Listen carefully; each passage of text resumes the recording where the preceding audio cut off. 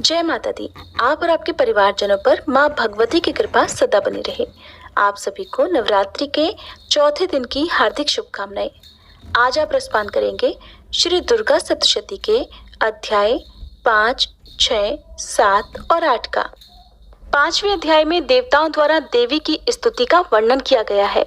महर्षि मेधा ने कहा, पूर्व काल में शुंभ निशुंभ नामक असुरों ने अपने बल के मद से इंद्र का, त्रिलोकी का राज्य और यज्ञों के भाग छीन लिए और वे दोनों इसी प्रकार सूर्य, चंद्रमा, धर्मराज और वरुण के अधिकार भी छीनकर स्वयं ही उनका उपयोग करने लगे। वायु और अग्नि का कार्य भी वही करने लगे और इसके पश्चात उन्होंने जिन देवताओं का राज्य छीना था उनको अपने अपने स्थान से निकाल दिया। इस तरह से अधिकार छीने हुए तथा दैत्यों द्वारा निकाले हुए देवता अपराजिता देवी का स्मरण करने लगे कि देवी ने हमको वर दिया था कि मैं तुम्हारी संपूर्ण विपत्तियों को नष्ट करके तुम्हारी रक्षा करूंगी। ऐसा विचार कर सभी देवता हिमालय पर गए और भगवती विष्णु माया की स्तुति करने लगे। देवताओं ने कहा, देवी को नमस्कार है, शिवा को नमस्कार है, प्रकृति और भद्रा को नमस्कार है। हम लोग रौद्रा, नित्या और गौरी को नमस्कार करते हैं। ज्योत्सनामयी चंद्र रूपिणी व सुख रूपा देवी को निरंतर नमस्कार है। शरणागतों का कल्याण करने वाली वृद्धि और सिद्धि रूपा देवी को हम बार बार नमस्कार करते हैं। और नैऋति राजाओं की लक्ष्मी तथा सर्वाणी को नमस्कार है। दुर्गा को, दुर्ग स्थलों को पार करने वाली दुर्ग पारा को, सारा, सर्वकारिणी, ख्याति, कृष्णा और धूमा देवी को सदैव नमस्कार है। अत्यंत सौम्य तथा अत्यंत रौद्र रूपा को हम नमस्कार करते हैं। उन्हें हमारा बारंबार प्रणाम है। जगत की आधारभूत कृति देवी को बारंबार नमस्कार करते हैं। जिस देवी को प्राणी मात्र विष्णु माया कहते हैं उसको नमस्कार है, उसको नमस्कार है, उसको नमस्कार है। जो देवी संपूर्ण प्राणियों में चेतना कहलाती है उसको नमस्कार है, उसको नमस्कार है, उसको नमस्कार है। जो देवी संपूर्ण प्राणियों में बुद्धि रूप से स्थित है उसको नमस्कार है, उसको नमस्कार है, उसको नमस्कार है। जो देवी सब प्राणियों में निद्रा रूप से विराजमान है उसको नमस्कार है, उसको नमस्कार है, उसको नमस्कार है। जो देवी संपूर्ण प्राणियों में शुद्धा रूप से विराजमान है उसको नमस्कार है, उसको नमस्कार है, उसको नमस्कार है। जो देवी संपूर्ण प्राणियों में छाया रूप से स्थित है उसको नमस्कार है, उसको नमस्कार है, उसको नमस्कार है। जो देवी सब प्राणियों में शक्ति रूप से स्थित है उसको नमस्कार है, उसको नमस्कार है, उसको नमस्कार है। जो देवी संपूर्ण प्राणियों में तृष्णा रूप से स्थित है उसको नमस्कार है, उसको नमस्कार है। जो देवी सब प्राणियों में शांति रूप से स्थित है, जो देवी सब प्राणियों में जाति रूप से स्थित है, जो देवी सब प्राणियों में लज्जा रूप से स्थित है, जो देवी सब प्राणियों में शक्ति रूप से स्थित है उसको नमस्कार है, उसको नमस्कार है, उसको नमस्कार है। जो देवी संपूर्ण प्राणियों में श्रद्धा रूप से स्थित है, जो देवी संपूर्ण प्राणियों में कांति रूप से स्थित है, जो देवी सब प्राणियों में लक्ष्मी रूप से स्थित है, जो देवी संपूर्ण प्राणियों में वृत्ति रूप से स्थित है, जो देवी सब प्राणियों में स्मृति रूप से विराजमान है उसको नमस्कार है, उसको नमस्कार है, उसको नमस्कार है। जो देवी सब प्राणियों में दया रूप से स्थित है, जो देवी सब प्राणियों में तुष्टि रूप से स्थित है, जो देवी संपूर्ण प्राणियों में मात्र रूप से स्थित है, जो देवी संपूर्ण प्राणियों में भ्रांति रूप से स्थित है, जो देवी संपूर्ण प्राणियों में नित्य व्याप्त रहती है, जो देवी चैतन्य रूप से इस संपूर्ण संसार को व्याप्त करके स्थित है उसको नमस्कार है, उसको नमस्कार है। पूर्व काल में देवताओं ने अपने अभीष्ट फल पाने के लिए जिसकी स्तुति की है और देवराज इंद्र ने बहुत दिनों तक जिसका सेवन किया है वह कल्याण की साधना भूतः ईश्वरी हमारा कल्याण और मंगल करे तथा सारी विपत्तियों को नष्ट कर डाले। असुरों के सताए हुए हम संपूर्ण देवता उस परमेश्वरी को इस समय नमस्कार करते हैं तथा जो भक्ति पूर्वक स्मरण की जाने पर तुरंत ही सब विपत्तियों को नष्ट कर देती है वह जगदम्बा इस समय भी हमारा मंगल करके हमारी समस्त विपत्तियों को दूर करे। महर्षि मेधा ने कहा, हे राजन, इस प्रकार जब देवता स्तुति कर रहे थे तो उसी समय पार्वती देवी गंगा जी में स्नान करने के लिए आई। तब उनके शरीर से प्रकट होकर शिवा देवी बोली, शुंभ दैत्य के द्वारा स्वर्ग से निकाले हुए और निशुंभ से हारे हुए ये देवता मेरी ही स्तुति कर रहे हैं। पार्वती जी के शरीर से अंबिका निकली थी, इसलिए उसको संपूर्ण लोकों में कौशिकी कहते हैं। कौशिकी के प्रकट होने के पश्चात पार्वती देवी के शरीर का रंग काला हो गया और वह हिमालय पर रहने वाली कालिका देवी के नाम से प्रसिद्ध हुई। फिर शुंभ और निशुंभ के दूत चंड मुंड वहां आए और उन्होंने परम मनोहर रूप वाली अंबिका देवी को देखा। फिर वह शुंभ के पास जाकर बोले कि महाराज, एक अत्यंत सुंदर स्त्री हिमालय को प्रकाशित कर रही है। वैसा रंग रूप आज तक हमने किसी स्त्री में नहीं देखा। हे असुरेश्वर, आप ये पता लगाएं कि वह कौन है और उसको ग्रहण कर लें। वह स्त्री तो स्त्रियों में रतन है। वह अपनी कांति से 10 दिशाओं को प्रकाशित करती हुई वहां पर स्थित है, इसलिए आपको उसको देखना उचित है। हे प्रभु, तीनों लोकों के हाथी, घोड़े और मणि इत्यादि जितने ही रतन हैं, वह सब इस समय आपके घर में शोभायमान हैं। हाथियों में रत्न रूप ऐरावत हाथी और उच्च श्रवा नामक घोड़ा तो आप इंद्र से ले आए हैं। हंसों द्वारा जुता हुआ विमान जो कि ब्रह्मा जी के पास था, अब भी आपके पास है। और ये महापद्म नामक खजाना आपने कुबेर से छीना है। समुद्र ने आपको सदा खिले हुए फूलों की किंजलकिनी नाम की माला दी है। वरुण का कंचन की वर्षा करने वाला छत्र आपके पास है। रथों में श्रेष्ठ प्रजापति का रथ भी आपके पास ही है। हे दैत्येंद्र, मृत्यु से उत्कांतिदा नामक शक्ति भी आपने छीन ली और वरुण का पाश भी आपके भ्राता निशुंभ के पास ही है। और समुद्र में पैदा होने वाले सभी प्रकार के रत्न भी आपके भ्राता निशुंभ के अधिकार में हैं।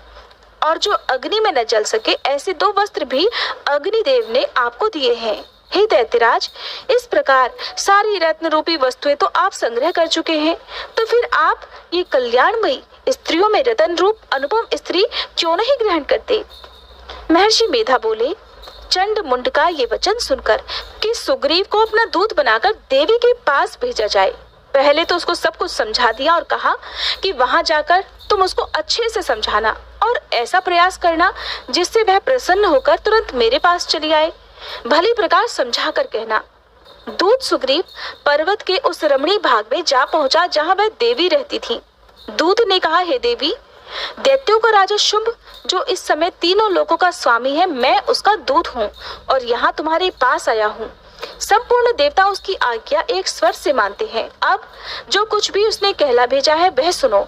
उसने कहा है, इस समय संपूर्ण त्रिलोकी मेरे वश में है और संपूर्ण यज्ञों के भाग को पृथक पृथक मैं ही लेता हूँ और तीनों लोकों में जितने श्रेष्ठ रतन हैं वह सब मेरे पास है।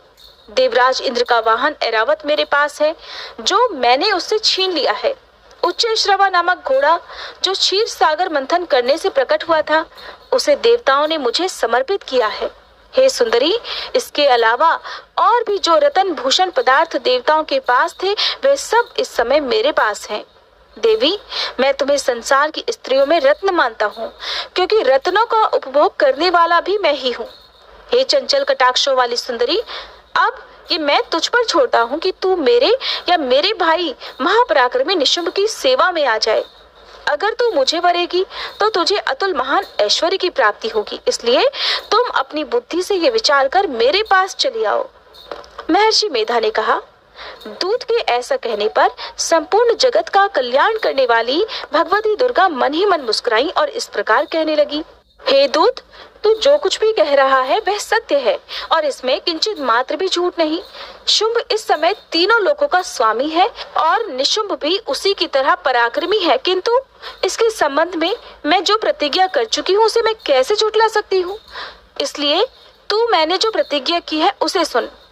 मैंने प्रतिज्ञा की है कि जो मुझे युद्ध में जीत लेगा और मेरे अभिमान को खंडित कर देगा और बल में मेरे समान होगा, वही मेरा स्वामी होगा।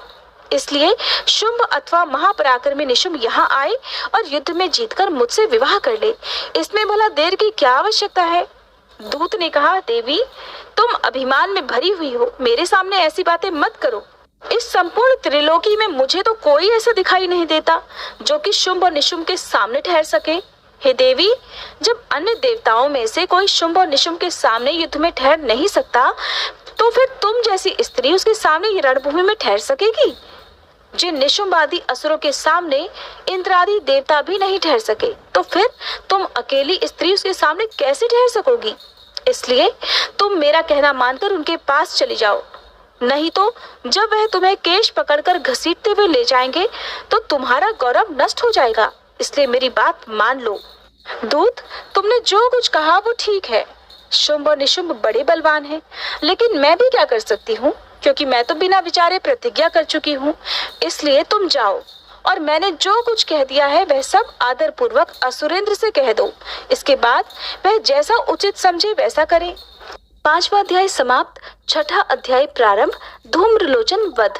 महर्षि मेधा ने कहा, देवी की बात सुनकर दूत क्रोध में भरा हुआ वहां से असुरेंद्र के पास जा पहुंचा और सारा वृतांत उसे कह सुनाया। दूत की बात सुनकर असुरेंद्र के क्रोध का पारावार नहीं रहा और उसने अपने सेनापति धूम्रलोचन से कहा कि धूम्रलोचन, तुम अपनी सेना से शीघ्र वहां जाओ और उस दुष्टा के केशों को पकड़कर उसे घसीटते हुए यहाँ लेकर आओ। अगर उसकी रक्षा के लिए कोई दूसरा खड़ा हो, चाहे वह देवता, यक्ष अथवा गंधर्व ही क्यों ना हो, उसे तुम अवश्य ही मार डालना। महर्षि मेधा ने कहा, शुंभ के इस प्रकार आज्ञा देने पर धूम्रलोचन 60,000 राक्षसों की सेना साथ लेकर वहां पहुंचा और देवी को ललकार कर कहने लगा, अरे तू अभी शुंभ और निशुंभ के पास चल। अगर तू प्रसन्नता पूर्वक मेरे साथ नहीं चलेगी तो मैं तेरे केशों को पकड़कर घसीटता हुआ तुझे ले चलूंगा। देवी बोली, असुरेंद्र का भेजा हुआ तेरे जैसा बलवान अगर बलपूर्वक मुझे ले जाएगा तो ऐसी दशा में मैं तुम्हारा कर भी क्या सकती हूँ। महर्षि मेधा ने कहा। ऐसा कहने पर धूम्रलोचन उसकी ओर लपका, किंतु देवी ने उसे अपने हुंकार मात्र से ही भस्म कर डाला। ये देखकर असुर सेना क्रुद्ध होकर देवी की ओर बढ़ी, परंतु अंबिका ने उन पर तीखे बाणों, शक्तियों तथा फरसों की वर्षा आरंभ कर दी। इतने में देवी का वाहन भी अपनी ग्रीवा के बालों को झटकता हुआ और बड़ा भारी शब्द करता हुआ असुर सेना में कूद पड़ा। उसने कई असुर अपने पंजों से, कई अपने जबड़ों से और कई को धरती पर पटक कर अपनी दाढ़ों से घायल करके मार डाला। उसने कई असुरों के अपने नखों से पेट फाड़ डाले और कई असुरों का तो केवल थप्पड़ मारकर सिर ही धड़ से अलग कर दिया।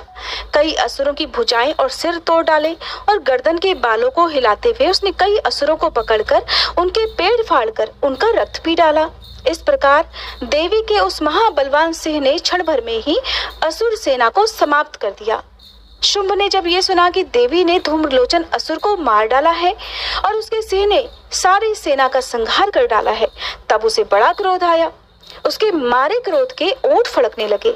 उसने चंड तथा मुंड नामक महाअसुरों को आज्ञा दी, हे चंड और मुंड, तुम अपने साथ एक बड़ी सेना लेकर वहां जाओ और उस देवी के बाल पकड़कर उसे बांधकर तुरंत यहाँ ले आओ। अगर उसको यहाँ लाने में किसी भी प्रकार का संदेह हो तो अपनी सेना सहित उससे लड़ते हुए उसको मार डालो और जब वह दुष्टा और उसका सिंह दोनों मारे जाएं, तब भी उसको बांधकर यहाँ लेकर आना। 6ठा अध्याय समाप्त। 7वां अध्याय प्रारंभ। चंड और मुंड का वध। महर्षि मेधा ने कहा, दैत्यराज की आज्ञा पाकर चंड और मुंड चतुरंगिनी सेना को साथ लेकर हथियार उठाए हुए देवी से लड़ने के लिए चल दिए। हिमालय पर्वत पर पहुंचकर उन्होंने देवी को मुस्कुराते हुए देखा, जो सिंह पर बैठी हुई थी। जब असुर उनको पकड़ने के लिए तलवारें लेकर उनकी ओर बढ़े, तब अंबिका को उन पर बड़ा क्रोध आया और मारे क्रोध के उनका मुख काला पड़ गया, उनकी भ्रुकुटियां चढ़ गईं और उनके ललाट में से अत्यंत भयंकर तथा अत्यंत विस्तृत मुख वाली लाल आंखों वाली काली प्रकट हुई, जो कि अपने हाथों में तलवार और पाश लिए हुए थी। वह विचित्र खड्ग धारण किए हुए थी तथा चीते की चर्म और साड़ी तथा नरमुंडों की माला पहने हुए थी। उसका मांस सूखा हुआ था और शरीर केवल हड्डियों का ढांचा था। और जो भयंकर शब्द से दिशाओं को पूर्ण कर रही थी, वह असुर सेना पर टूट पड़ी और दैत्यों का भक्षण करने लगी।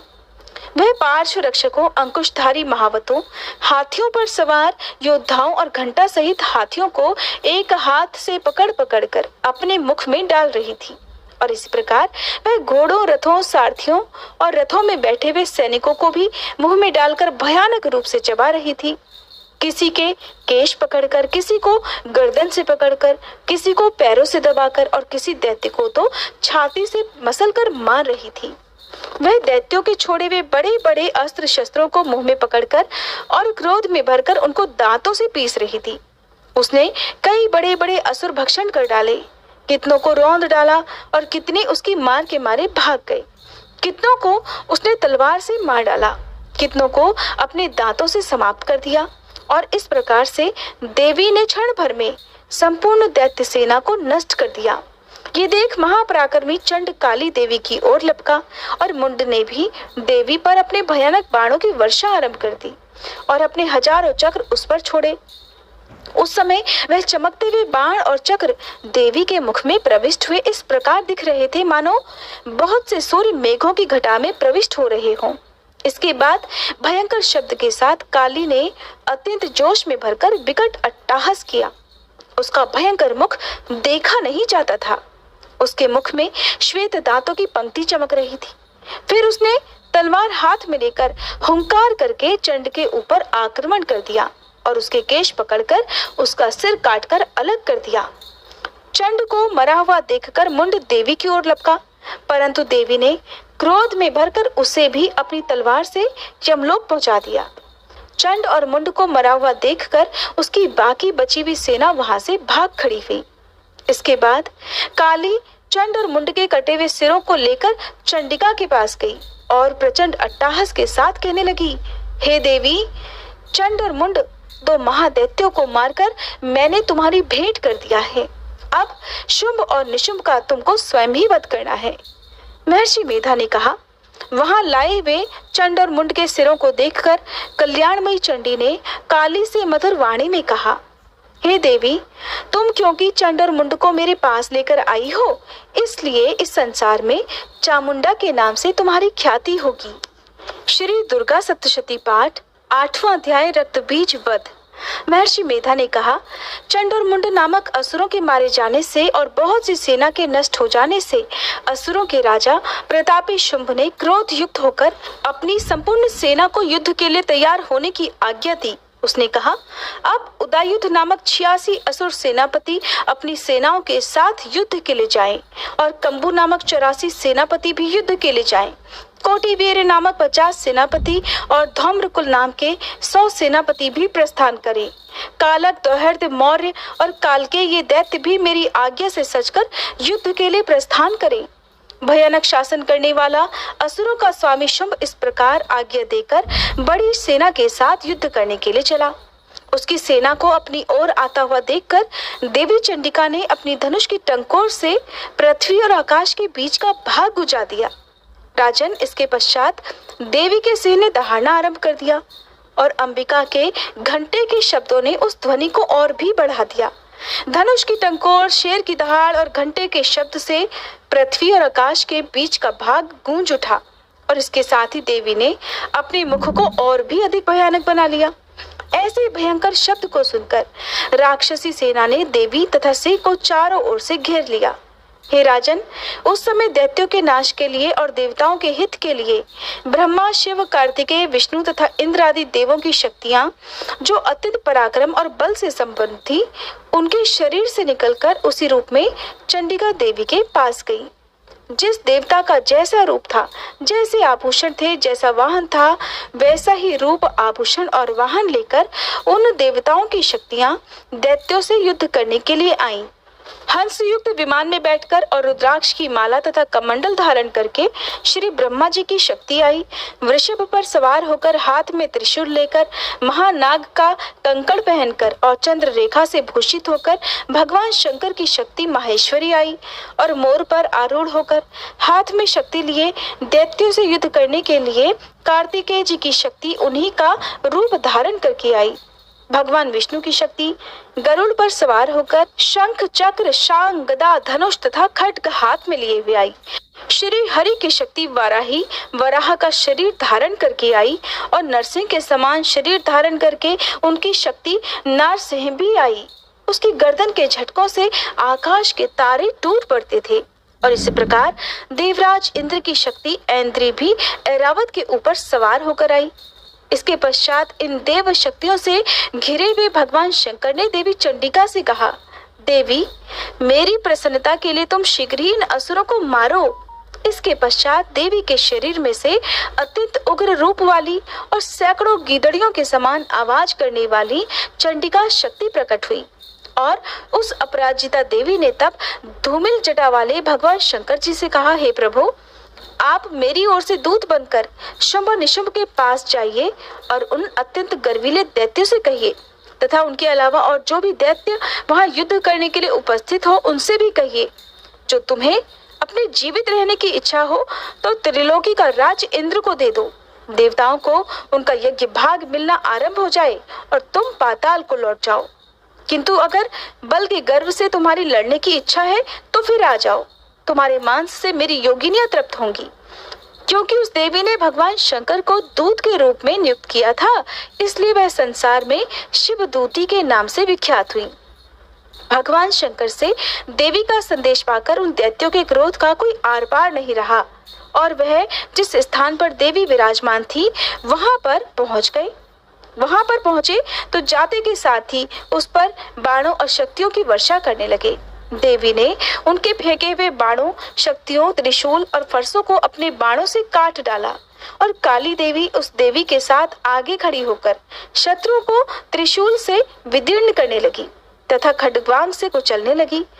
ब्रह्माणी जिस तरफ दौड़ती थी उसी तरफ अपने कमंडलू का जल छिड़ककर दैत्यों के वीर्य और बल को नष्ट कर देती थी और इसी प्रकार माहेश्वरी त्रिशूल से, वैष्णवी चक्र से और अत्यंत कोप वाली कौमारी शक्ति द्वारा असुरों को मार रही थी और इंद्री के बाजू के प्रहार से सैकड़ों दैत्य रक्त की नदियां बहाते हुए पृथ्वी पर सो गए।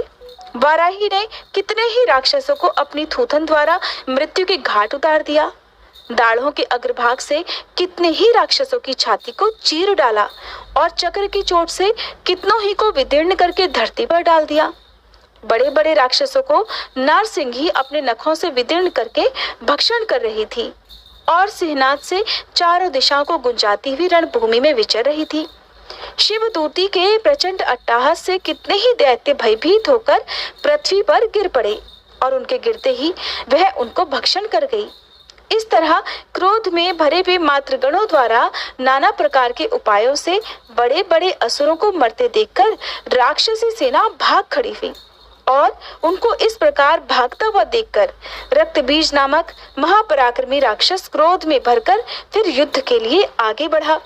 उसके शरीर से रक्त की बूंदें पृथ्वी पर जैसे ही गिरती, तुरंत वैसे ही शरीर वाला तथा वैसा ही बलवान दैत्य पृथ्वी से उत्पन्न हो जाता। रक्त बीज गदा हाथ में लेकर ऐन्द्री के साथ युद्ध करने लगा। जब ऐन्द्री शक्ति ने अपने वज्र से उसको मारा तो घायल होने के कारण उसके शरीर से बहुत सा रक्त बहने लगा और उसकी प्रत्येक बूंद से उसके ही समान बलवान तथा महापराक्रमी दैत्य भयंकर रूप से वहां प्रकट हो गए। वे सब के सब दैत्य रक्तबीज के समान ही बलवान तेज वाले थे। वे भी भयंकर अस्त्र शस्त्र लेकर देवियों के साथ युद्ध करने लगे। जब ऐन्द्री के वज्र प्रहार से उसके मस्तक पर चोट लगी और रक्त बहने लगा तो उसमें से हजारों ही दैत्य पुरुष उत्पन्न हो गए। वैष्णवी ने चक्र से और ऐन्द्री ने गदा से रक्त बीज को चोट पहुंचाई और फिर वैष्णवी के चक्र से घायल होने पर उसके शरीर से जो रक्त बहा उससे हजारों महाअसुर उत्पन्न हो गए, जिनके द्वारा ये संपूर्ण जगत व्याप्त हो गया। कौमारी ने शक्ति से, वाराही ने खड्ग से और माहेश्वरी ने त्रिशूल से उसको घायल कर दिया। इस प्रकार क्रोध में भरकर उस महादैत्य ने सब मात्र शक्तियों पर पृथक पृथक गदा से प्रहार किया और माताओं ने शक्ति तथा शूल इत्यादि से उसको जो बार बार घायल किया, उससे सैकड़ों महादैत्य उत्पन्न हो गए और इस प्रकार उस रक्त बीज के रक्त से उत्पन्न हुए असुरों से संपूर्ण जगत व्याप्त हो गया, जिससे देवताओं को बड़ा भय हुआ। देवताओं को भयभीत देखकर चंडिका ने काली से कहा, हे चामुंडे, अब अपने मुख को बड़ा करो और मेरे शस्त्रघात से उत्पन्न हुए रक्त बिंदुओं को तथा रक्त बिंदुओं से उत्पन्न हुए महाअसुरों को तुम अपने इस विकराल मुख से भक्षण करती जाओ। इस प्रकार रक्त बिंदुओं से उत्पन्न हुए महादैत्यों को भक्षण करती हुई तुम रणभूमि में विचरना। इस प्रकार रक्त क्षीण होने से ये दैत्य नष्ट हो जाएगा। तुम्हारे भक्षण करने के कारण अन्य दैत्य भी उत्पन्न नहीं होंगे। काली से इस प्रकार कहकर चंडिका देवी ने रक्त बीज पर अपने त्रिशूल से प्रहार कर दिया और उधर काली देवी ने अपने मुख में उसका रक्त ले लिया। तब उसने गदा से चंडिका पर प्रहार किया। प्रहार से चंडिका को तनिक भी कष्ट नहीं हुआ, किंतु रक्त बीज के शरीर से बहुत सा रक्त बहने लगा। लेकिन उसके गिरने के साथ ही काली देवी ने उसको अपने मुख में ले लिया। काली के मुख में उस रक्त से जो असुर उत्पन्न हुए, उसने उनको तत्काल ही भक्षण कर लिया और रक्त को पीती गई। फिर देवी ने रक्त बीज को, जिसका कि रक्त काली ने पिया था, चंडिका ने उस दैत्य को वज्र, बाण, खड्ग तथा रिष्टि इत्यादि से मार डाला। हे राजन, अनेक प्रकार के शस्त्रों से मारा हुआ और खून से वंचित वह महादैत्य रक्त बीज अब पृथ्वी पर गिर पड़ा। हे राजन, उसके गिरने से देवता अत्यंत प्रसन्न हुए और माताएं उन असुरों का रक्त पीने के बाद प्रसन्न होकर नृत्य करने लगी। जय माता दी। आज के अध्याय समाप्त। इसके आगे का वर्णन आप आने वाली वीडियो में देखिएगा। अगर वीडियो पसंद आई हो तो वीडियो को लाइक, शेयर, चैनल को सब्सक्राइब करना मत भूलिएगा। तो दोस्तों, आपको दुर्गा सप्तशती का ये पाठ सुनकर कैसा लगा, कृपया कमेंट करके ज़रूर बताएं। वीडियो पसंद आया हो तो लाइक करें और अपने दोस्तों के साथ शेयर करें। ऐसे ही और भी बहुत सारी कहानियों को सुनने के लिए चैनल को सब्सक्राइब जरूर करें। धन्यवाद।